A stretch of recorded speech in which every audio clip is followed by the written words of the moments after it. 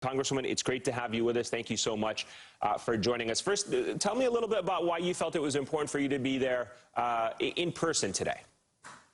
Well, I think it's important for me to pay my respects, and so that's why I'm here. It was also very important to have the meeting with the Chief of Police of Houston and to learn and to hear what he had to say about the policies that we're trying to put forward. It is really about transforming police culture, raising the standards of police in the United States. You heard the police chief there, I'm sure, and I'm sure you've also heard, I don't have to tell you, the rallying cry in this country is defund the police. You heard the defense there from the police chief saying it's not appropriate to say defund the police. Where do you stand on this issue? Well, I do not agree with defunding the police, but what I absolutely agree with is that police officers shouldn't be subjected to deal with all of the problems in society. And maybe we should look at how we spend the money. And obviously, we need to invest many more dollars in other things. Let me give you an example. In Los Angeles, we have a huge problem with homelessness. We have a jail in Los Angeles, the Twin Towers, that is really a mental institution, very expensive. Why should our police officers have to deal with that? Police officers are the first to complain. They're not social workers. They're there to deal with crime.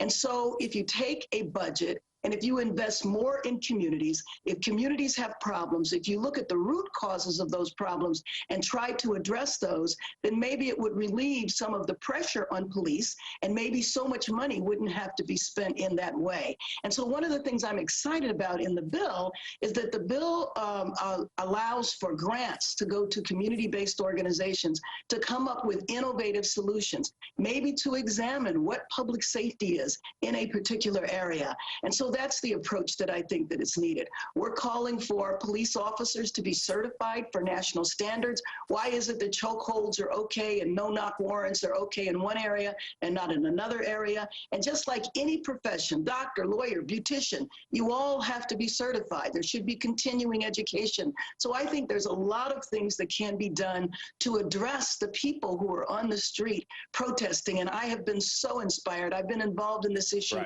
for decades, and I've never seen people in every state protest the issue. Well, hopefully it will actually change this time and not like what we've seen over the past several decades. Let me just ask you about the change that you are trying to introduce. You did put forward the sweeping police reform bill yesterday. Can you name any Republicans in the House or the Senate who said they will support it? I cannot, not right now. I will tell you that first of all, the bill was just introduced yesterday, barely 24 hours. Right. And so I have many conversations to have. But I can tell you in the last couple of weeks, I have spoken to Republicans. That was when it was in the conceptual stage. So now we will see. But when I talked to them a couple of weeks ago, I found a lot of interest and support. Let's see where it goes now. This is when the work begins. The bill is introduced. We have our first hearing tomorrow. So we have to see where we get. But I think that there's going to be a lot of support. I mean, what police chief wants to be in a position where they hire somebody and didn't realize that that person was unstable? Tamir Rice would have graduated high school this month if that police chief had access to a national registry where that officer had just been fired from another department. And officers that have problems move around. And I think if those problems involving abusing citizens, then maybe they shouldn't be in that profession. I can't imagine that police officers want folks in their ranks that they know are unstable, that they know are abusive. They take their profession very seriously.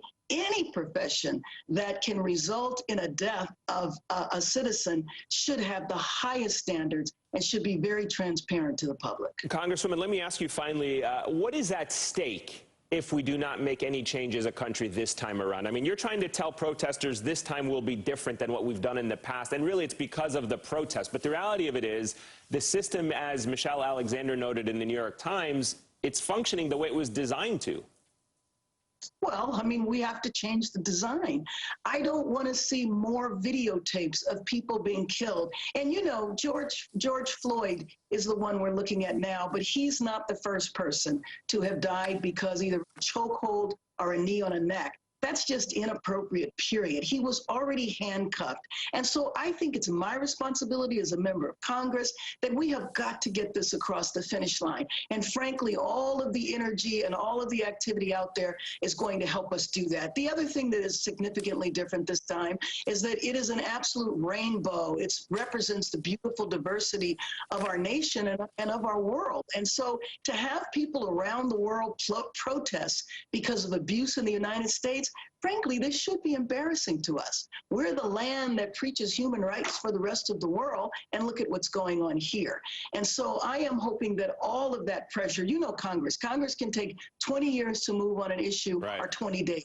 And I'm hoping that this is one that will get across the finish line in 20 days. Yeah, hopefully so. Congresswoman Karen Bass, thank you so much for joining us this hour. I appreciate your time. Thank you.